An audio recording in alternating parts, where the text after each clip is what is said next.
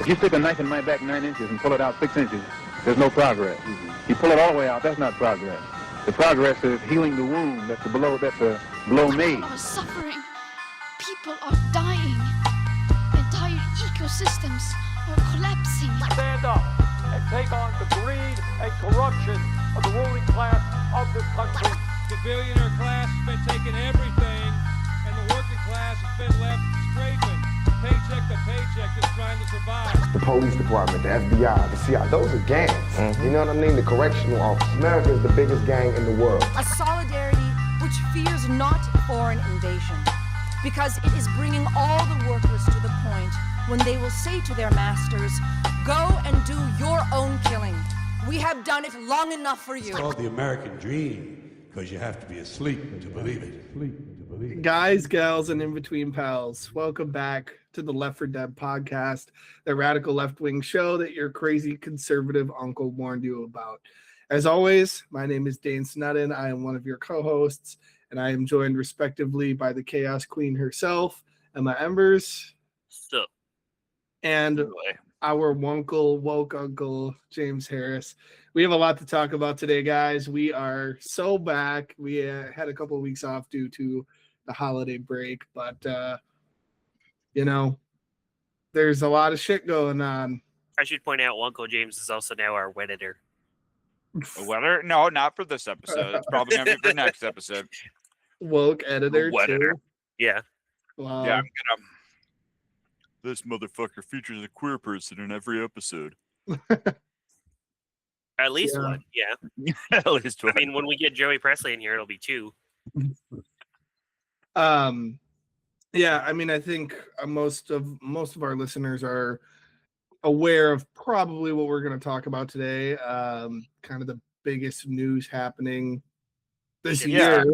Oh no, we woke up on January 1st to certain Mr. Mamdani winning the mayorship, or getting and then sworn in. Needing to be incredibly adorable about it too, by the way. Like, he's been like riding the fucking subway, and people are like, the mayor's on the subway, and he's like, yeah.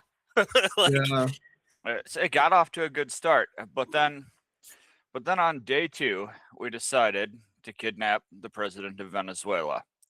And before we get started on this, and there's a lot of conversations I'm sure we're going to have, but there is a lot of nonsense, like deliberate misrepresentations and basically straight up propaganda going on the internet about this from pretty much every direction.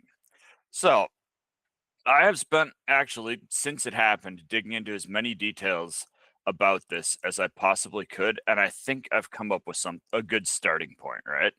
Okay.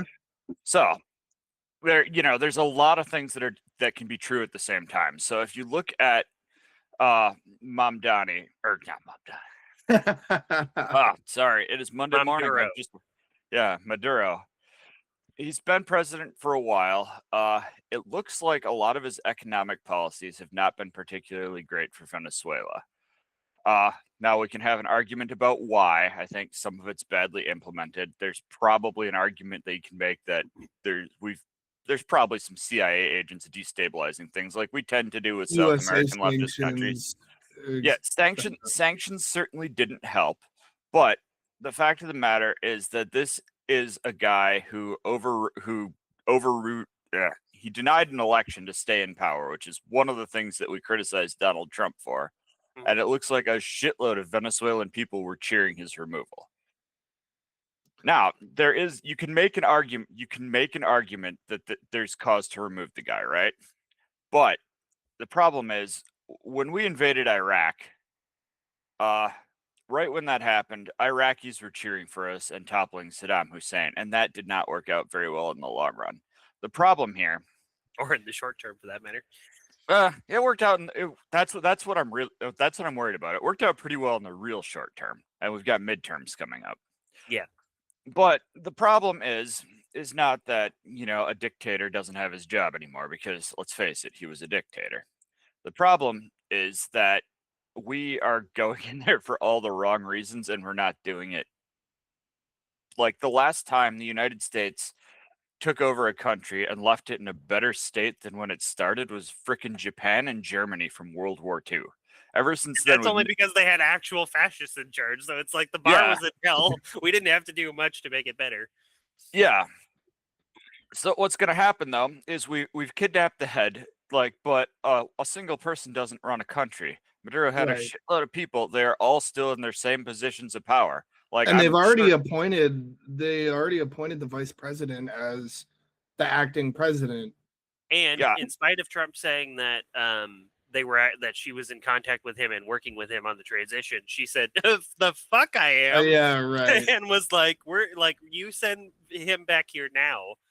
And that was kind of like the point that I've been trying to make with people is like, regardless of how you personally feel about Maduro, that it's not about him. It's about whether or not this was the right way to handle it. Like, even if you ascribe to every worst thing that's ever been said about him, sure, fine. This isn't how you handle that situation. Right. Like, correct. Like, Trump is awful. Trump is I think an action like this is definitely an example of being a dictator, where you just decide to overthrow a fucking head of state on a Tuesday or a Sunday, I guess. Yes. And without any kind of approval from the people's representatives, which is how that shit's supposed to work.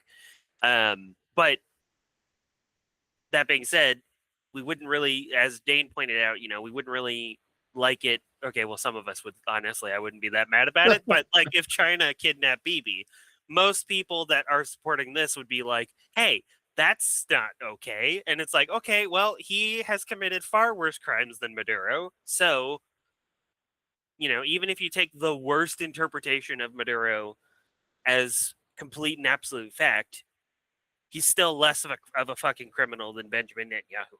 Yeah. So if there would be more justification to kidnap Netanyahu. And also the whole, like one of the charges they gave him was machine guns. And it's like, okay, so then basically that was it. That was just the charge. It just says machine guns. Yeah, it was possession of machine guns, and they did machine guns as one word, and there were like two different ones that had that as one of the options. And I was like, he runs a military because he's a head of state. Of course he has that shit. It's like if we kidnapped fucking if China kidnapped Netanyahu and said he has nukes, guys, and it's like, yeah, he does. That's how military works. Like Yeah, and I mean, I think I'm about I wouldn't say pro Maduro, but to put it in a phrase that a friend of the show, shout out to Comrade Jay, said, I don't not like him. Yeah. But even then, like, I don't want turning what happened into a debate about Maduro completely obfuscates like the severity of what occurred. It also undermines the argument too, because most people are going to look at it and be like, "Yeah, no, I mean, I see enough there to at least not like Maduro based on the propaganda." Right. And so it's just not. That's not the way to go about it. That's what I've been trying to say to a lot of people over the course of this. Is like, I'm not saying don't defend Maduro. I'm just saying if you feel like he's justified in defending, I'm just saying don't make this debate about Maduro because that's a mistake. Yeah, like I actively dislike Maduro. I think he was a shitty person, a horrible dictator, and there's plenty of legitimate reasons why he should have been removed, right? But my argument is that, like, first, okay, yeah, Maduro, one person does not run a country. All of Maduro's people are in the exact same places, and if you believe all the allegations are true, we have done nothing to remove those people from their positions. They're going to continue doing the exact same thing that we've done. We have done nothing to make the lives of people better. We have, like, and nation building doesn't end.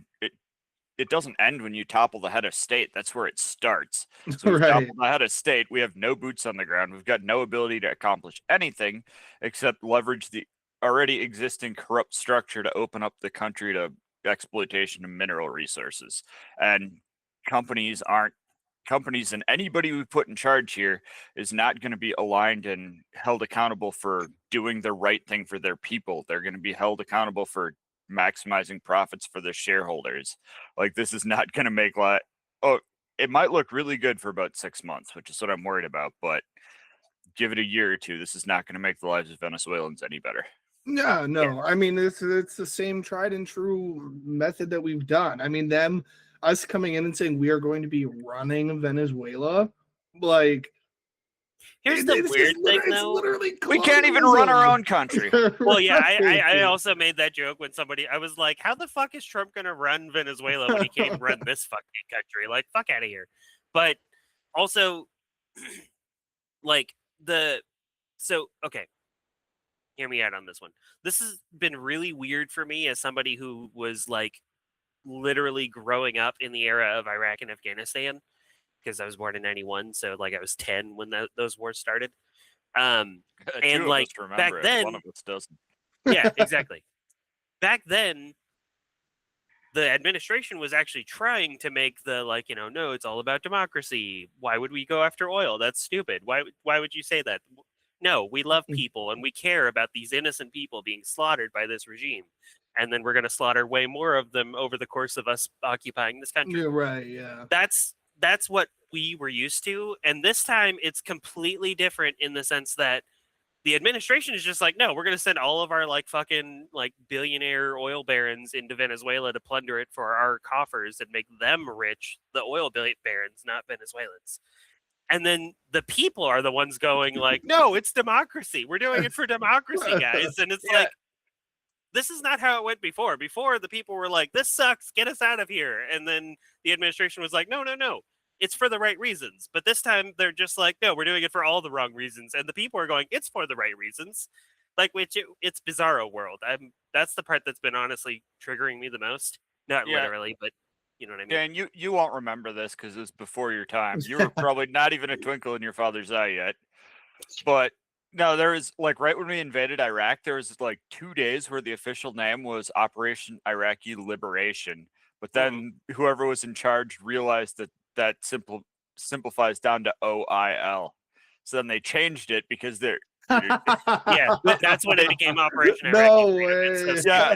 No, there's a lot about the Bush era that's Operation Oil. Let's go. They changed that right away because they're like, oh no, people are gonna think we're invading them for oil. We got to make sure it's about freedom. People are gonna know that we're doing it for oil. We should make it about freedom. Yeah, that reminds me of like the classic U.S. government move where they will like they'll make a bill called like the Save the Puppies Act or something, and then it's just filled with like despicable shit.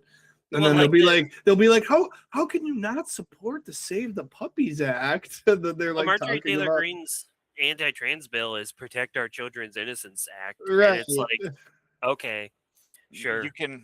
You can judge how much hate a bill has, but with how many times they include the word family in the title. Mm-hmm. Yeah, I mean, I want it. It's just been crazy. I mean, for those of our listeners that are in the Green Bay area. Green Bay Anti-War friends of the show had a banner drop yesterday in Green Bay for about 24-hour notice. We pulled about 30 people on a 20-degree day in the middle of a Packer game. Pretty good. Good. There was a lot of press there, which was always good to have. But I do think that it is. In the way that I look at it, at least with what happened, is that this is, a fading U.S. empire geopolitically lashing out, because this is extreme. Like we haven't done something this blatant in a long time, and I think that the Trump administration knows that they can get away with stuff like this because. And it's so funny too because I have seen especially people responding to Emma on the great interwebs of social media saying, well, what about Obama, drone striking people? That wasn't good. That was terrible. And I was like, yeah, no, I hated that too. Right. And they're like, what about Joe Biden? And I was like, yeah, fucking genocidal maniac. No, fuck that. Or when Trump went in and just like killed Soleimani in Iran. I was literally constantly bitching about it. And it was also right at the start of the year because it was in January of that year. And I think that's something that people need to realize that like when we say we're anti-war, like it's not partisan, like we're anti-war regardless of who's committing, the warring. If fucking Bernie Sanders started bombing shit, I would be marching in the streets against that too. I mean, like, we were bitching at him because he refused to call it a genocide right, for how long in Gaza. Exactly. We were all like, dude, you're literally my political godfather, but I'm still like, what the fuck, dude? Wake up. Right. No, because the moment that's the thing, is that the moment you stop criticizing a leader, no matter how ideologically you align with them, the moment you stop criticizing them and holding them to account, that's not leadership anymore. That's a cult. Right. Yeah. Well, And so this is my thing about American power, right? If we're going to have it and wield it, there's a right way and a wrong way to do it. So, like, to me, there's actually a peaceful way to wield the immense amount of global power that we have. Yeah. Which is stuff like, I pointed it out before, but it's the Belt and Road Initiative with China. What they do is they go into these less developed countries and they say, here's a shit, we're not just money. We're not just going to give you a bunch of money, but we're going to actually help you develop your infrastructure so you can join the rest of us in the developed world. And that's not out of the goodness of their hearts. That's because they understand that that's a more efficient, less blowbacky method of wielding global power that doesn't involve overthrowing people. Because now they can go back to those countries and say, hey, remember how we literally helped you build your country and now you're like way better off and developed? We do have a return on that. We need you to kind of advocate our interests and stuff like that. And some people would say that that's kind of lame because they're like basically saying like there's a condition for us to help you with this stuff. But we do the same shit regardless. And yeah. So it's like, to me, that's the more peaceful way to handle it, where it's like, look, we're going to come in and help you develop your country and make it great and all this other stuff and not interfere in your politics, except you got to be our friends. That's all we're asking here, is you got to advocate our interests. So in other words, when we hypothetically, we could say, all right, we're taking all military aid away from well, I don't think we should be offering military aid to anybody anyway, but it should all just be humanitarian aid. But regardless, we're offering. It's the difference between being a social worker and being like a corrupt cop. Is right. Like, yeah, exactly. Well, and right now we're the corrupt cop and have been a corrupt cop for decades, and we could be a social worker that's a little selfish. Like, oh no, the United States, we've got a long history of being the corrupt social worker, right? Yeah. Since was sometime in the Reagan era. I'm on any opinion. What do you think about Reagan? Fuck Ronald Reagan. He's in hell, and I want to kick his ass. Okay, thank you. We needed that. Well, don't kick his ass too soon, Emma. You can wait for that one. It will come. Yeah, that's fair. But I wait one thing quick. I did see somebody had a shirt that said Dick Cheney is crying in hell that he didn't get to see us invade another country for oil. Yeah, no, he would have died of happiness, which is why I'm glad that he wasn't here for it. He would have. I think he would have been a little too happy, if you get my drift, and then might have died from a heart attack. Shoot. But since the 1980s Reagan era, or actually late Carter era, when the Iranian Revolution happened, right? Mm-hmm, the United States is before then. Our MO was to just take out the head of any country that we thought was too leftist and replace them with a dictator. But eventually, we learned that give that a couple of years, dictators that aren't accountable to their people tend to destabilize their countries pretty badly, right? And sometimes come back and bite ourselves. Oh, usually bite ourselves. Right. But so we switched modes, and we have like a 30-year history almost of we send all this foreign aid to countries. We help them rebuild. We do infrastructure. We fund like women's rights programs. We fund healthcare programs with the string attached that you must be engaged in free market capitalism, which, there's a really good argument to be made that is just, some neo-colonialism. Mm-hmm. Like, we're forcing them into the world economy on unequal terms. But in that situation, there's still usually some real benefits for your average people. And it's not optimal, but it's a hell of a lot better than this, which is literally trying to repeat British era indirect rule colonialism. And yeah, I know what mean, to say. it's and I mean with that too, like we every imperialist country, every country that like geopolitically like wields power does do strings attached to like their aid that they're providing. But with the US, it's not just participating in free market capitalism, it's like actively defunding like social safety nets in these countries. And I think it doesn't even, honestly, it goes back further, to be honest, than a lot of that. Like the Monroe Doctrine came out in the 1800s, and that was basically saying that the United States, anything in the Western Hemisphere, was ours, like our sphere. And that's kind of what has been. I mean, I think Trump literally talked about it in his like he's press. spoken favorably about the Monroe Doctrine before. The Monroe Doctrine. Right. He wants to rename it, so it's like the Monroe Doctrine, only stupider. Yeah. The Trump and Monroe Memorial Doctrine. I think that it's going to be the world's, when Trump dies, his grave is going to be the world's largest gender neutral bathroom. I'll be one of the first in line. Just with the Venezuela thing, I mean,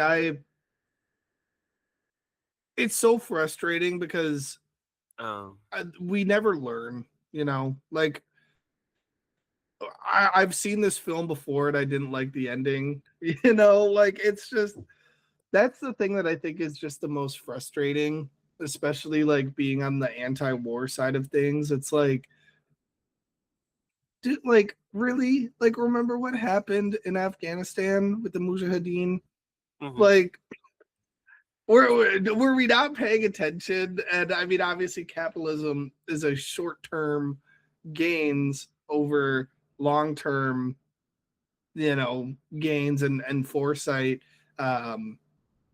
That's the method that it operates under. So I get it; it makes sense, but it's frustrating. And we, you know, there's a couple other propaganda things that we're going to talk about regarding not just Venezuela, but, you know, like daycare, for example. Yeah. Which, by the way, I do have a tie-in for that. Unfortunately, it's bad news. Literally, it just came in on my phone. I got the notification. Tim Walz is not going to be. I heard about that. His re-election bid. So I was hoping he wouldn't do that. I was hoping he would not bow to the pressure, but I get it at the same time. Especially if he does still want to try to run for president in 2028, which I would totally support. He needs to get away from this. Even though most of it's a made-up issue. Not all of it, because I know James will probably correct me. Not all of it is made up issue. However, a considerable amount of it is made up, and it's being blown way out of proportion. So, I personally understand the also. There might be another good part of it though, because what I saw was that Klobuchar might run again to be governor in his stead, which would take her out of the Senate, which means a chance to get another progressive senator. So, which she is not. So it would be a marked improvement. Honestly, it wouldn't be hard to improve that seat anyway, because Klobuchar wasn't like the worst Democrat, but she was not a great one. Yeah, I mean, even Tammy is better than her. Yeah, which is it. Gross. Feels gross to say, but yeah, she needs to put that on our next campaign merch. I'm better than Amy. Tabby is better than her. And then credit the quote to my sleep paralysis demon. Yes.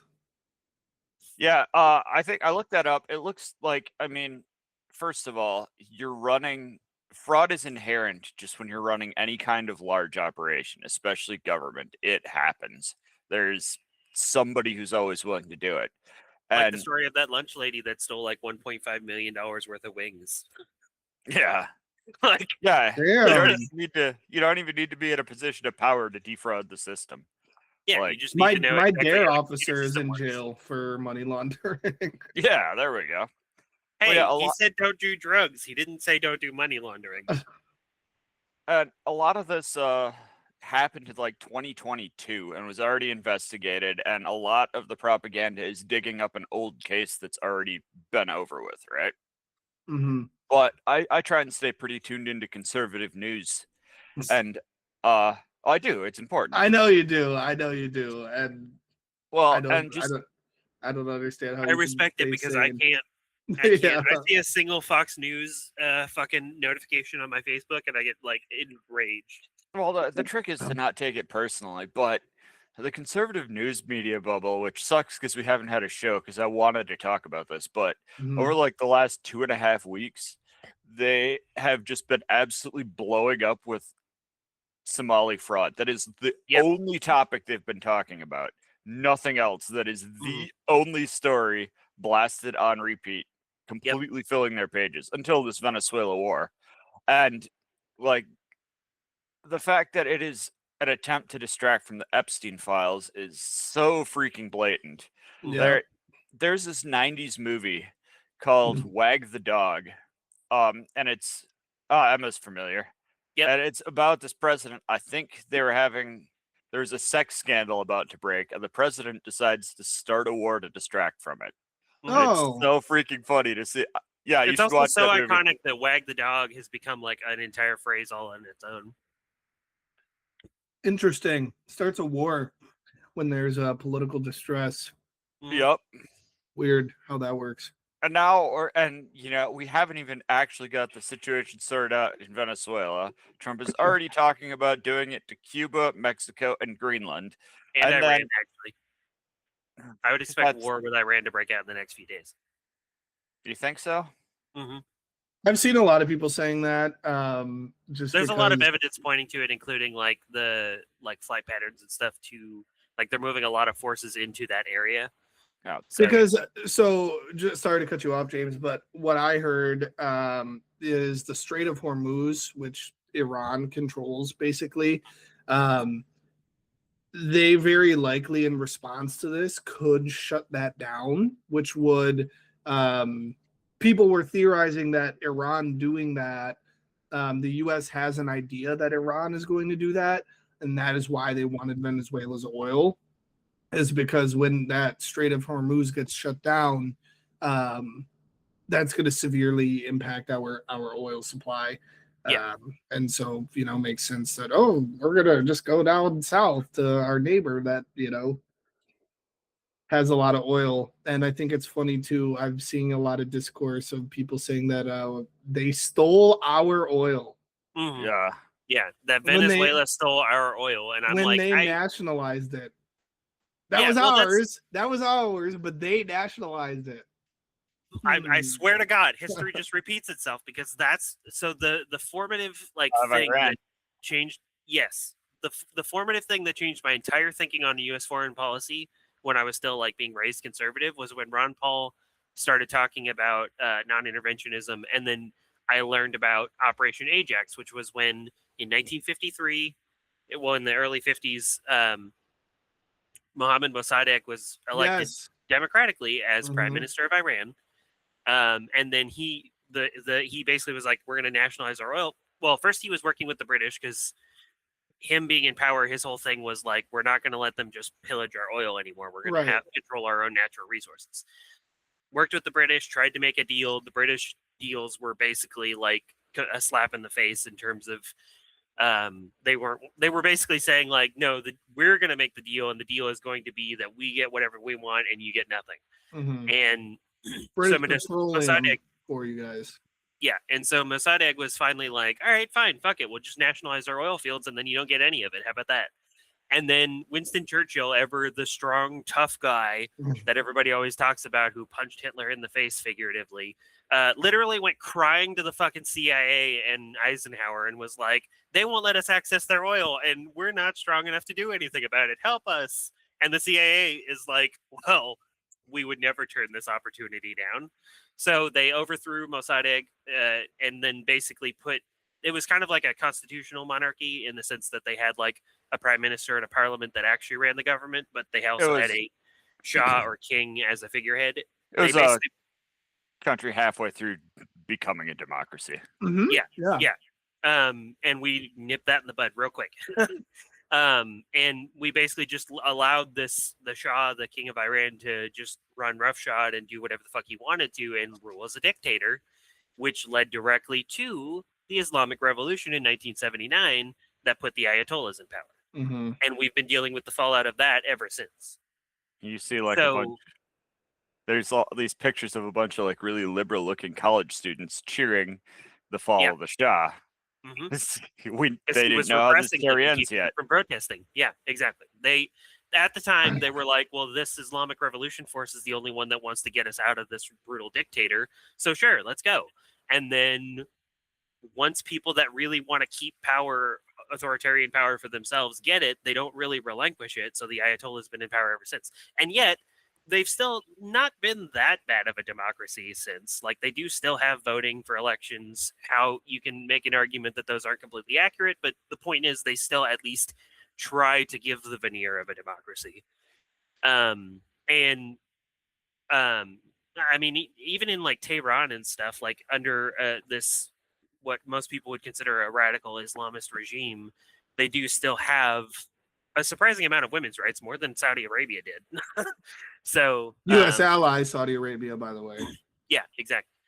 So yeah, it's a whole complicated thing, but the point is, this story keeps repeating itself, where a country is like, we're not giving you our natural resources, and then we go, well, then we'll just take your natural resources. Right. And then they put a dictator in place of an actual democratic figure, and then suddenly everything hit.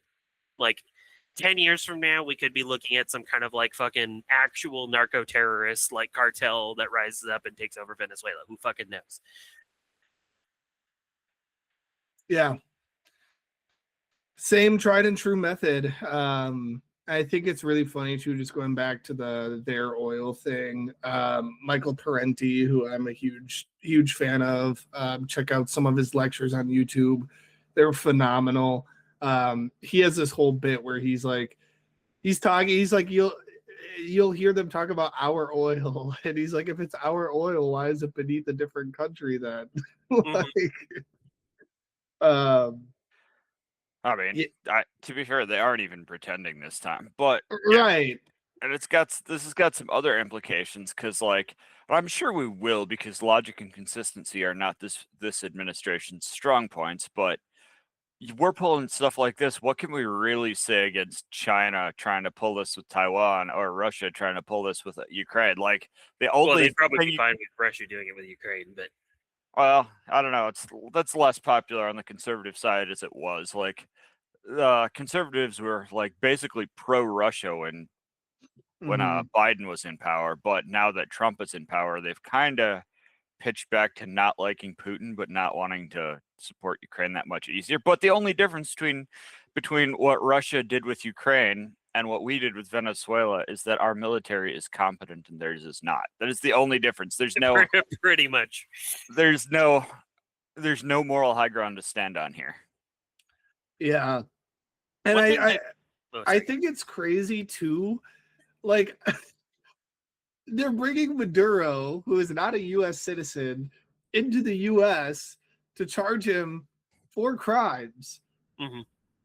So we do have like intergovernmental bodies in place, like the International Court of Justice and the International Criminal Court. We do have those methods in place to prosecute people for stuff like this. Like, are they do it are under they saying international law and not our own personal laws that he has no reason to follow because he doesn't fucking live here? Well, and the UN doesn't really have any enforcement policies, unfortunately. But yeah, so it's like, are they gonna start charging non-US citizens for crimes? And like, where does it stop? Like, are we gonna go get Putin and bring him over here and be like, listen, sir? Well, apparently we could, because like that was another fun thing about growing up in like the early 2000s is that like so much was built up about Russia being like this terrifying military that we don't want to go up against. Yeah. And then we see them in action against Ukraine and we're like, oh, we way overestimated their capabilities. Like basically they're only scary because they have nukes. That's it. Otherwise, their military is a fucking joke. Like there's no reason that should have taken them this long to get this. But one thing that's important to note too, is the actual reason for all this shit. First of all, let's just get this out of the way. Trump doesn't give a fuck. Trump doesn't give a fuck about Venezuela. He doesn't give a fuck about the oil. None of this shit matters to Trump. He just wants to do his shitty little Hobby Lobby projects and not go to jail. That's basically his entire motivation. All of this is Stephen Miller and the tech oligarchy that's running the show. And part of that is what they want to create, which is the technate of America, as people are calling it, which is essentially a tech feudalist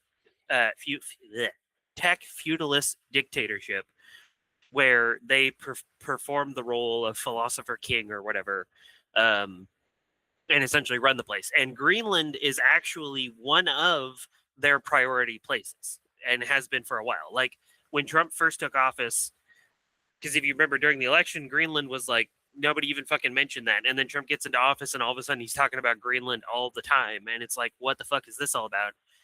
When you look at who his ambassador to Greenland is, it's somebody that was actually like a student of Curtis Yarvin, who's like the billionaire oligarch.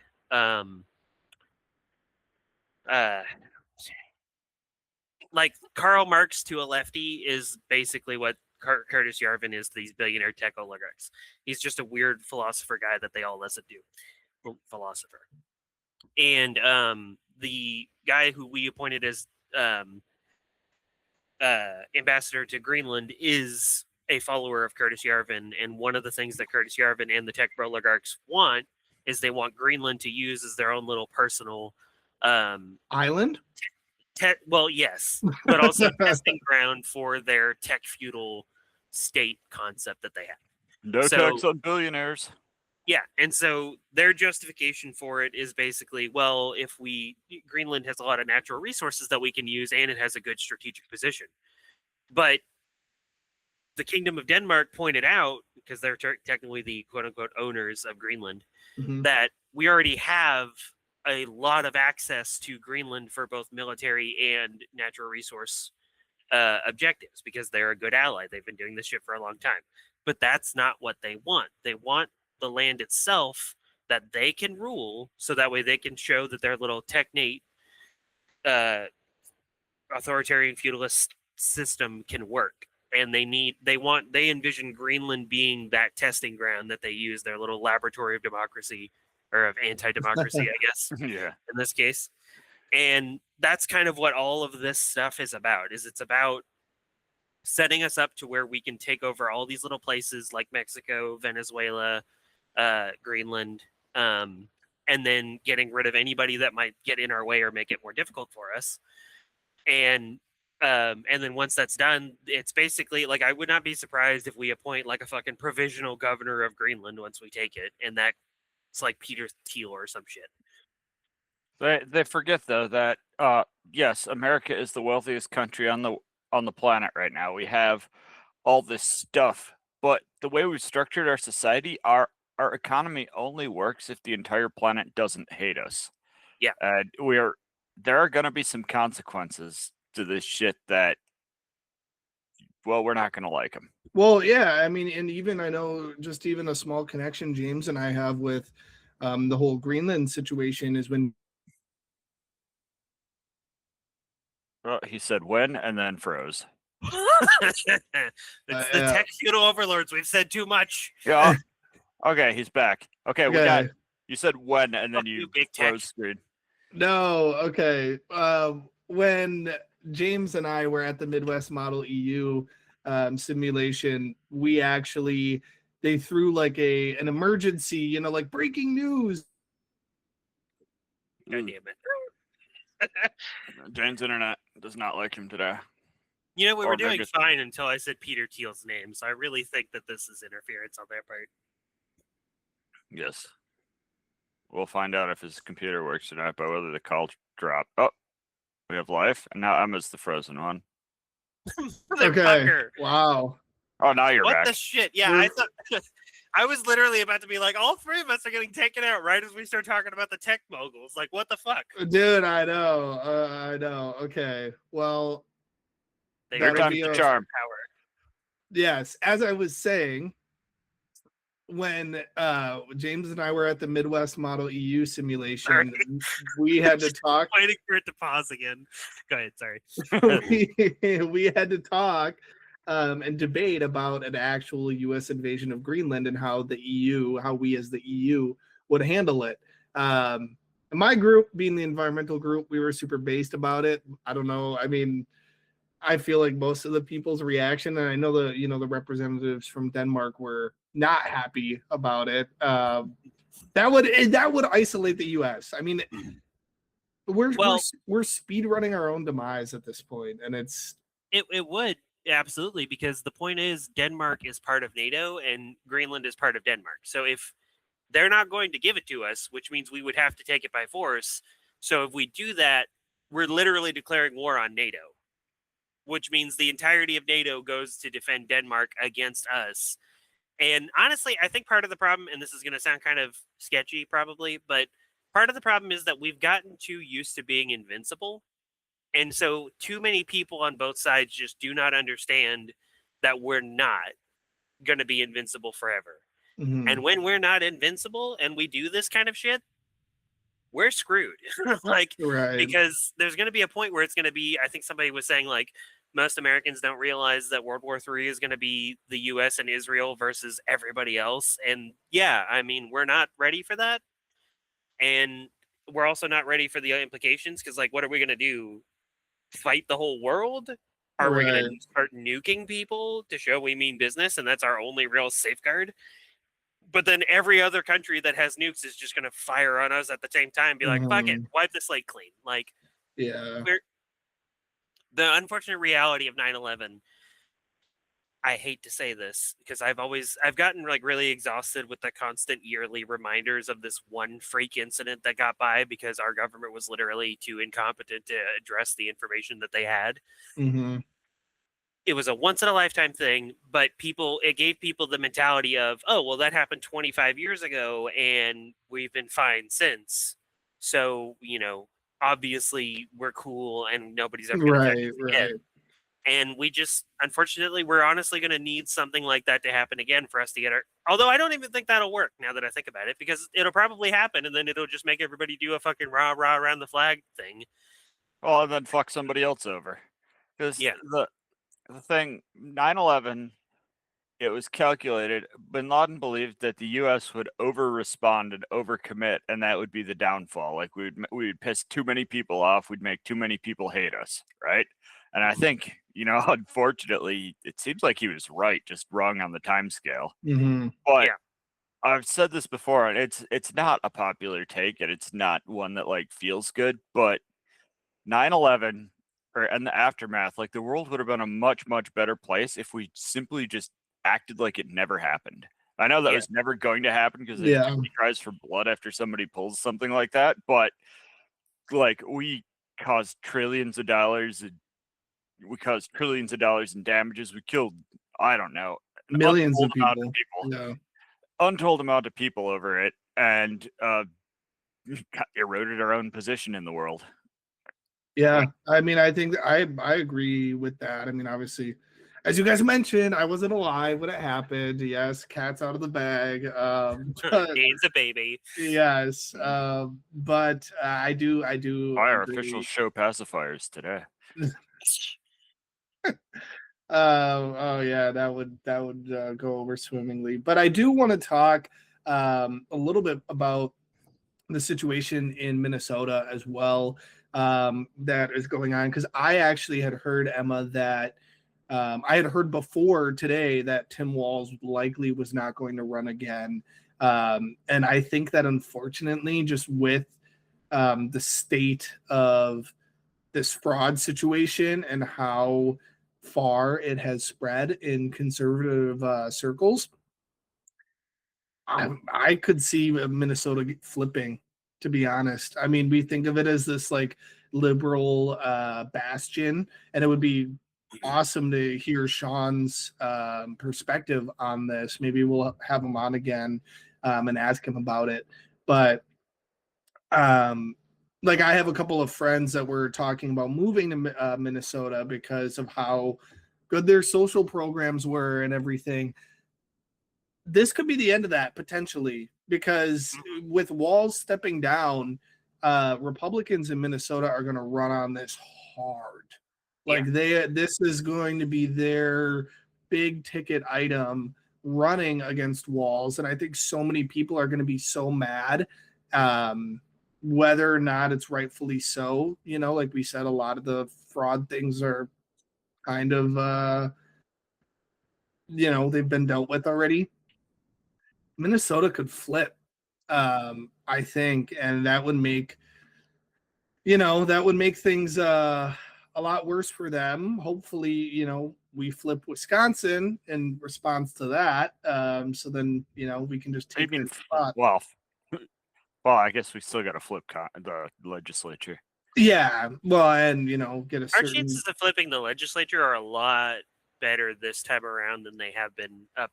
Because like that was kind of the thing was like last election, everybody kind of understood that we would be able to get within spitting distance of control in the first year after the new maps, but we wouldn't quite get to able to flip the entire legislature.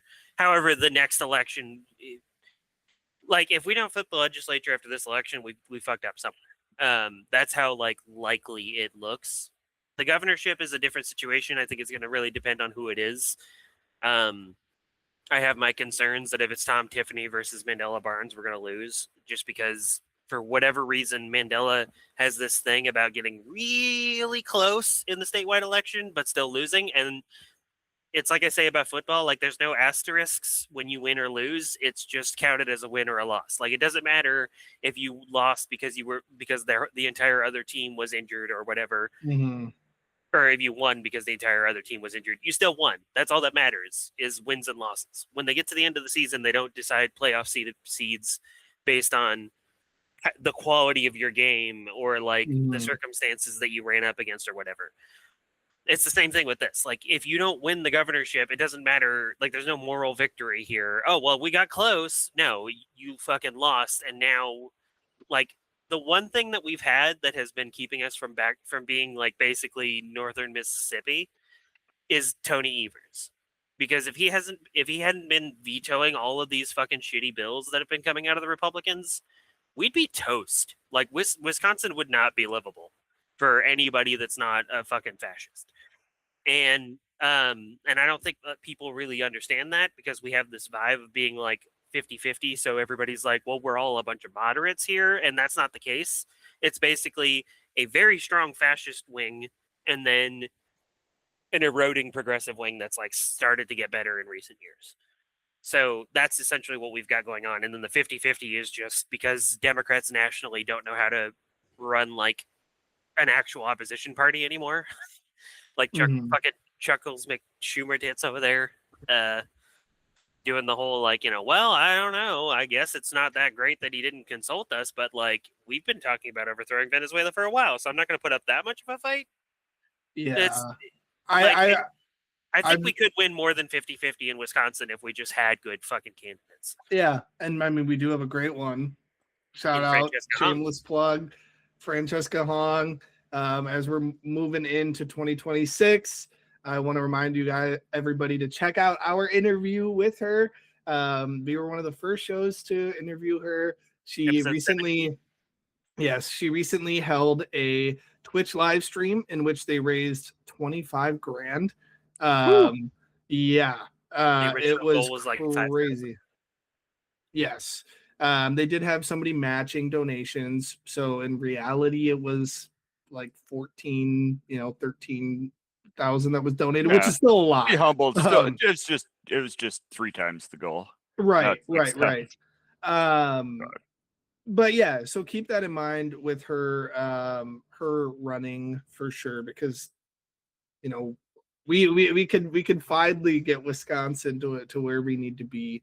But I just wanted to say, yeah, I unfortunately like Minnesota could be potentially cooked with this, whether or not disregarding if it's true or not, like it's. Minnesota And I think James has brought it up before. Like the Republicans are very good at mobilizing around like big things like this, and so the Republicans in Minnesota, I think, are just going to have a field day, unfortunately.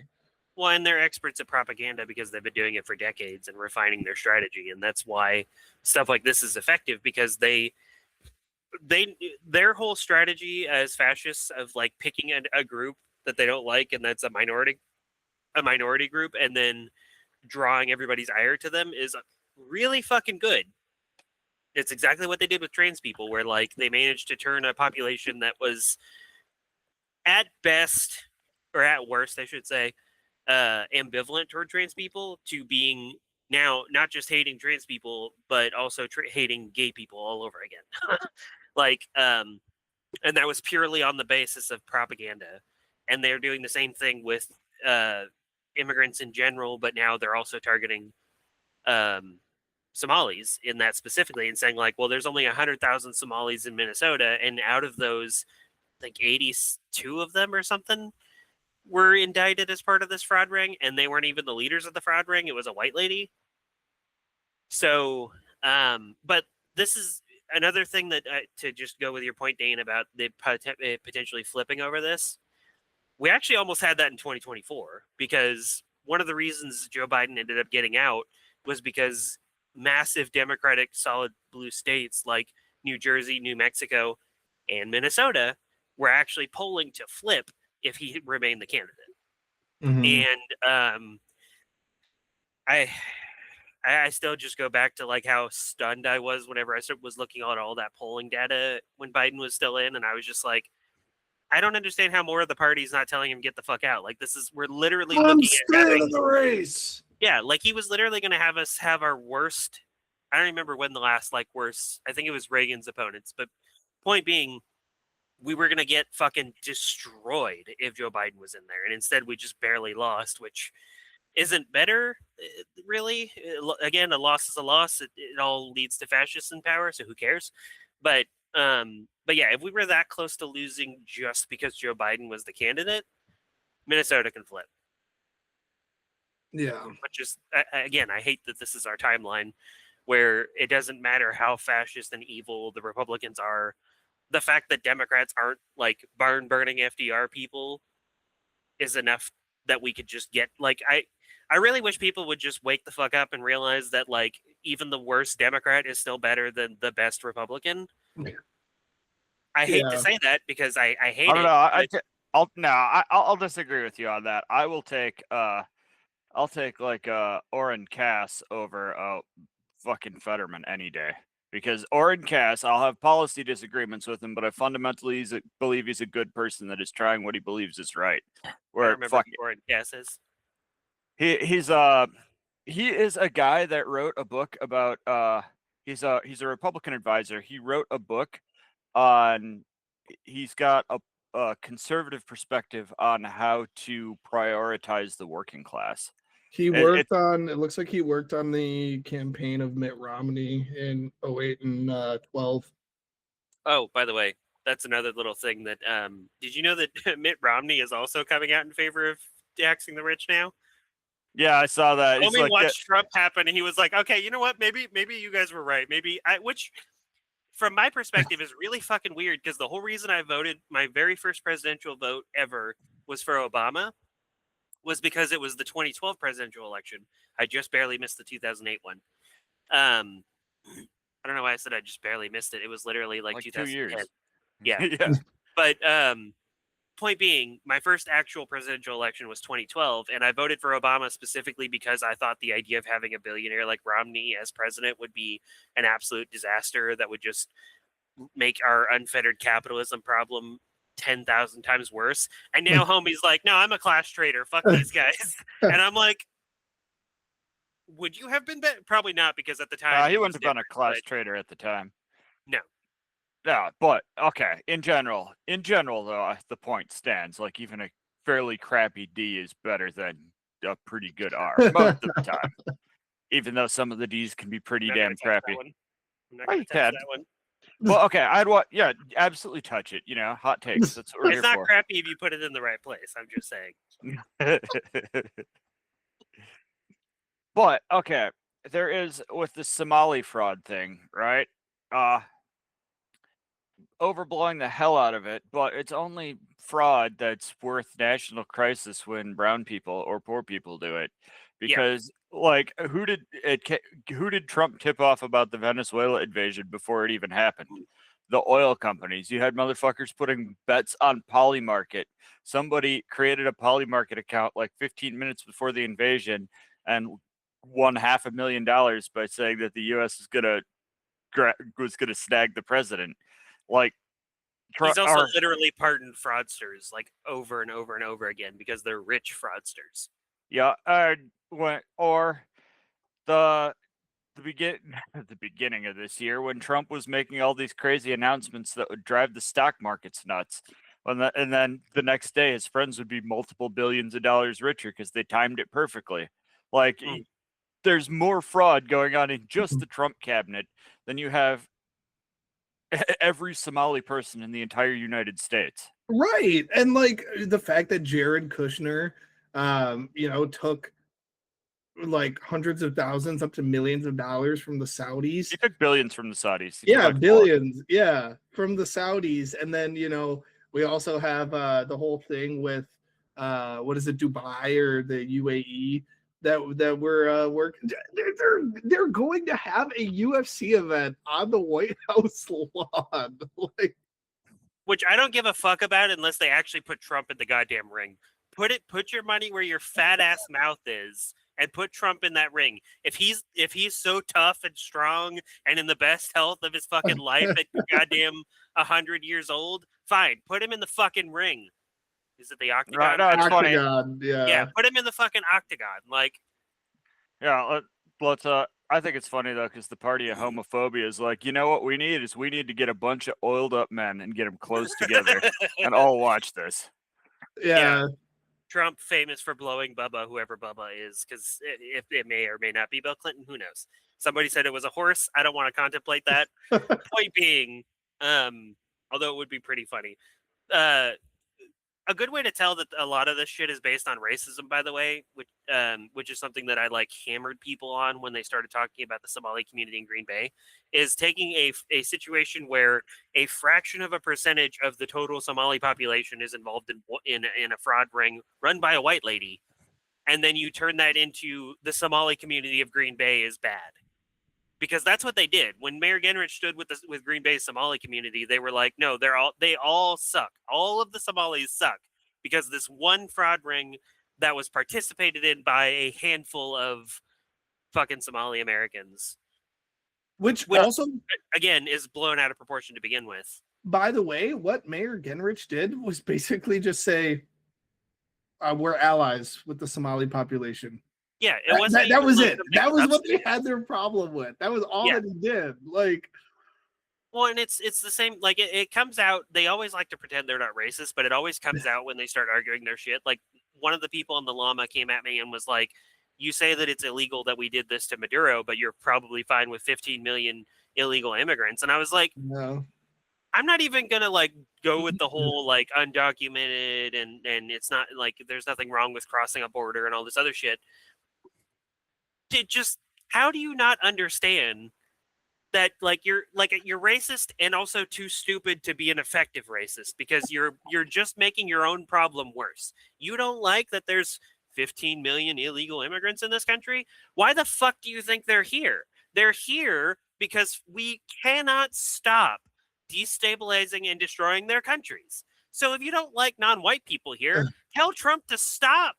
Tell him to put Maduro back and leave them alone. Right. Like, you should be the biggest non-interventionist on the planet if you really are that fucking racist that having brown people in this country is a bad thing, because they would come here less if you'd help them. Help them build their, send them back to their countries or whatever. Fine. Help them build those countries up like we did after World War II with Germany and Japan. make them amazing, and then be like, look, you don't have any reason to come here anymore. Your country is better than ours at this point. Like, fuck it. And God, Which also, it outrages me so much. just before James goes, just to be the wet blanket leftist, the Marshall Plan rebuilding Germany, did have some anti-socialist things. Yeah, well, of course it did. That was everything we do sucks to some degree or another. It's just some parts of it are slightly better than others. Well, look, because like extreme Islam and Islamic terrorism would not be. It's got nothing to do with the religion. It's a problem simply because we've been fucking around in the Middle East destabilizing stuff for so long. I could go on about this for so long. Hardship creates extremism. Yes. That extremism will come. You can have extremist Christianity. There's a sect of extremist militant Buddhists. There are extremist militant atheists. Hardship instability creates that. And we create a lot of that hardship and instability when we go screw around with other countries, which, yes, there's a lot of places where it'd be really suboptimal to live right now. There's a lot of places whose main export at the moment seems to be generational trauma. But, we stop messing with them. They might not figure it out right away, but give people time, they will. It will happen. You just have to give them, the ability to self-determine and stop interfering with it. But then we try and double dip on being terrible, because when people come here from places whose main export is generational trauma, they are not going to immediately be able to adapt to Western life. That's simply not how it works. Like, you take people from a society where you basically have to commit fraud and things that we'd consider crimes here to survive. Like, some of those coping mechanisms, you don't immediately get over it. There are going to be some struggles and adaptations, but then we try and go, no, they're terrible people because their culture is like this, and completely forget that we're the people that made their culture like this. Yeah, I know. And that's, I could go on about that and I have on TikTok before, and it's just like, I literally made a TikTok and I said the US is the master of creating a problem and then trying to clean it up. But in our effort to clean it up, we make more problems. And then we keep trying to clean it up and keep making more problems by cleaning, it's like playing whack-a-mole, except every time you miss a mole, 3 more pop out of the same Whack-a-hydra. Yeah, exactly. Right, and yeah. it's just and the fact that we're that's the other part is it's like I feel like there's no hope purely on the basis of we're doing this, we've done this before. We've done this so many times, and now we're doing it again. And this time, for once, the government is actually being honest and saying, no, we're not. God damn it, I'm doing crash out hands again. We're not doing this because we care about democracy or whatever. We're doing this because we want to make these oil barons even more excessively wealthy than they already are. We literally said we're going to send our oil barons in to rebuild their oil infrastructure and then make them, the oil barons, millions or billions of dollars, is what he said, for the US. So again, no part of this is about doing what's best for Venezuela or bringing Maduro to justice or any other bullshit. It's all about the same shit we've always been doing, except now we have a group in power that's just fucked up enough to not lie about it. Well, they're still telling some lies, but not lie about the ultimate motivation behind it, where they're just like, yeah, no, we're going in there to pillage and plunder it. Who gives a fuck? And then there's people that are like, well, I'm a Democrat and I don't see what's so bad about this because the Venezuelan people are cheering. Why? But no. Yeah. Meanwhile, most of those pictures of the cheering have come from fucking 2019, yeah, 2018. And some of them have been AI, which welcome to the apocalypse, everyone, where AI makes you believe fake shit about the world. And I think a lot of Oh yeah, you can go ahead. So I think a lot of them are happy, but that doesn't go against. I mean, yeah, there could easily be a majority contingent that's happy, that's fine with this in the short term. Again, it happened with Iraq. People were legitimately excited that Saddam Hussein wasn't in power anymore, and look what happened. It's going to be the same thing here, where immediately, maybe even a slight majority of Venezuelans are going to be like, okay, cool, that works for me, whatever. And then, a couple years from now, shit really hits the fan, and they're going to be like, oh wait, because now we're talking about probably assassinating the vice president, or I guess now she's technically the president, but Maduro's vice president got elevated to the presidency, and when she came out and said, actually, Trump is lying, I'm not working with him at all, and he needs to release Maduro back to being the president of this fucking country and get the fuck out.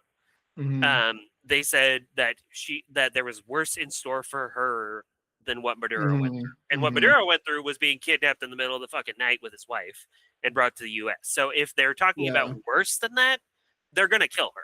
Like, they are going to straight up murder that woman. I think one thing too that needs to be talked about that we didn't bring up, and I haven't seen a lot of people talk about it, is the Nobel Prize winner for 2025 happened to be Venezuelan. Oh wait, she also happened to be a part of the opposition party against Maduro, and she has been very outspoken about privatizing their oil with the U.S.-backed interests.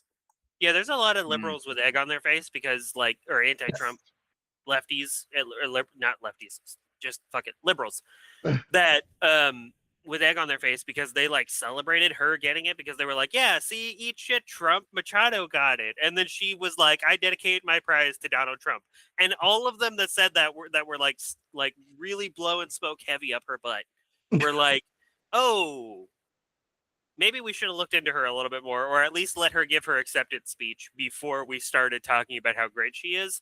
And now she literally is although I've seen some conflicting reports, so I'm not entirely sure, but it looks like Trump isn't actually supporting her to take over. Yeah, he said she's a nice lady, but she doesn't have the public support.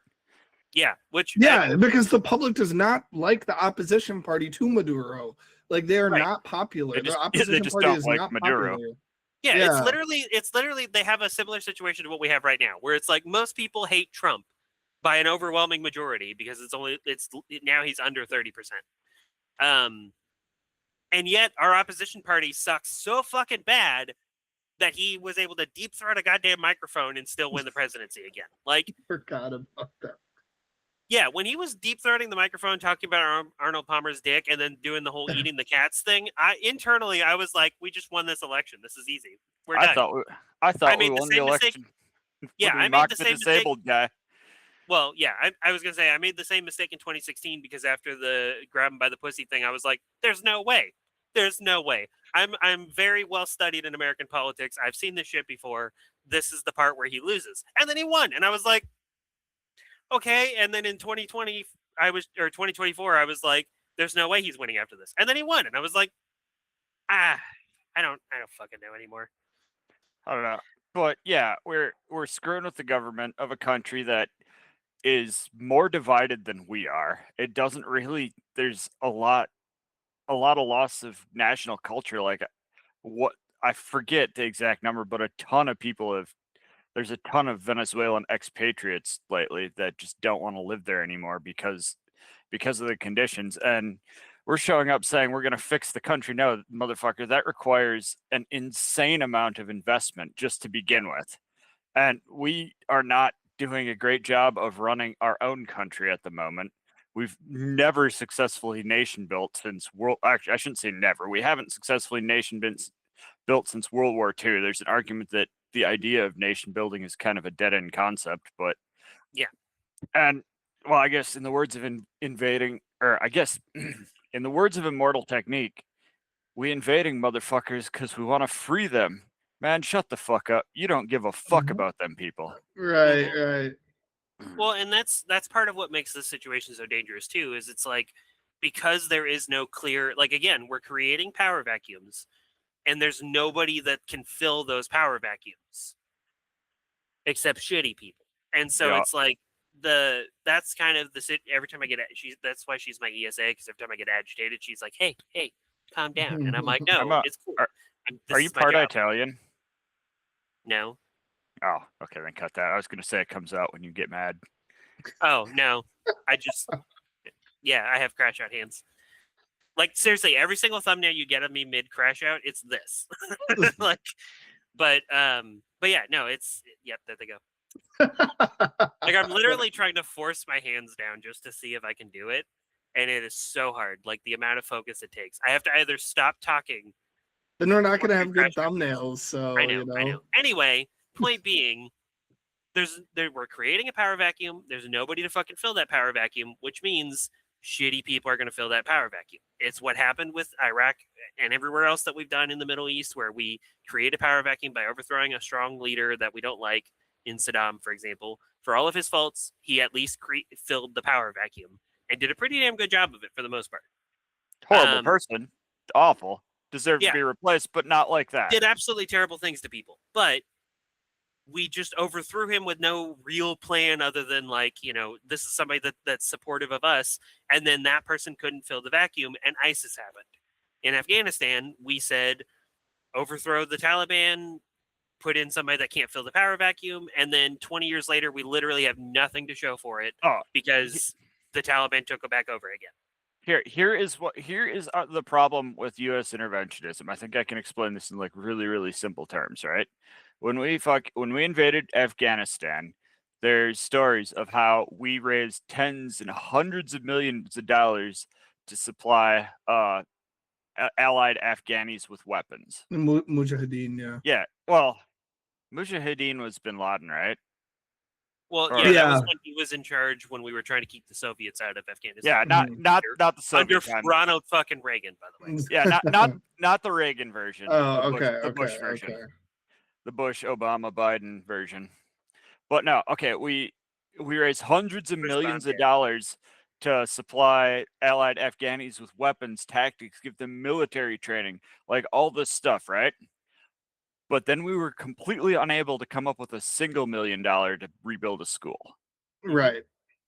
That's the problem. Exactly. Yeah. I mean, and that was my worry with when the Assad regime fell.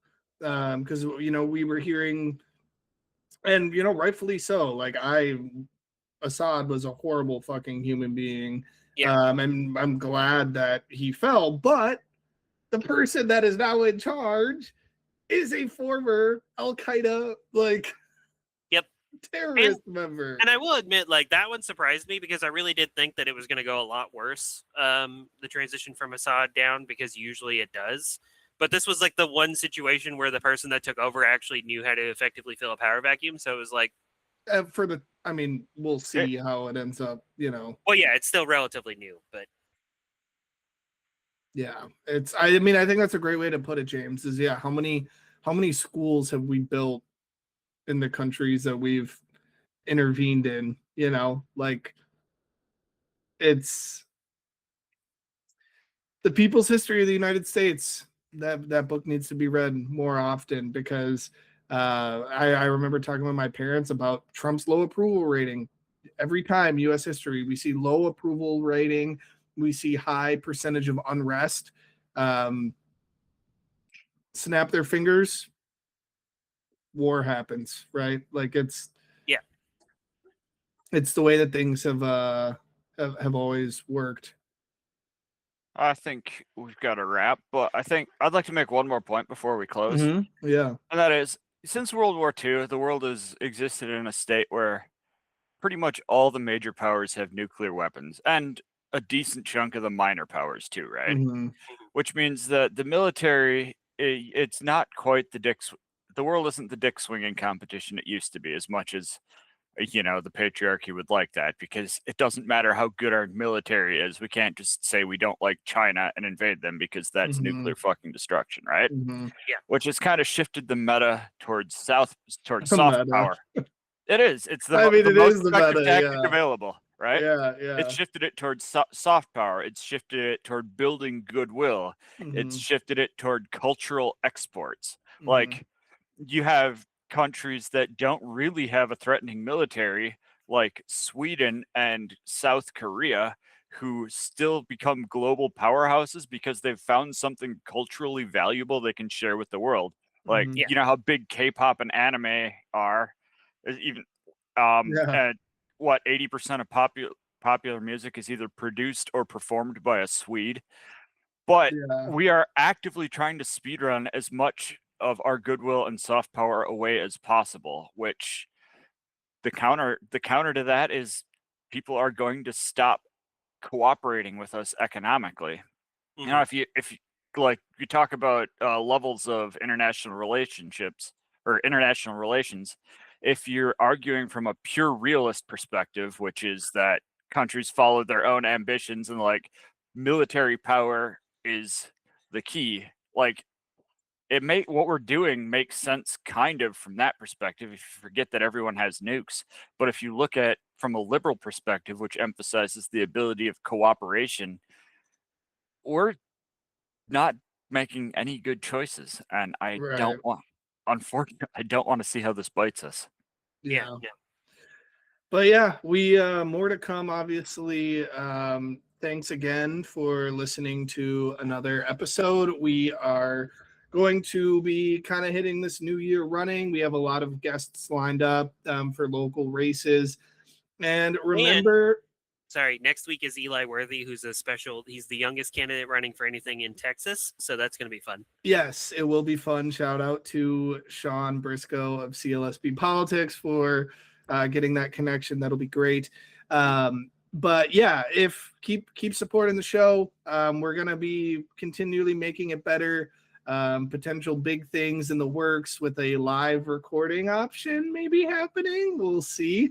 We will keep you guys posted. But as always, get active, get wise, get organized. Fuck Ronald Reagan.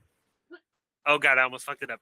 Free Palestine, fuck ICE, and also free Luigi, and also fuck Donald Trump. Free Venezuela. Free Venezuela. True. And Luigi. And Luigi.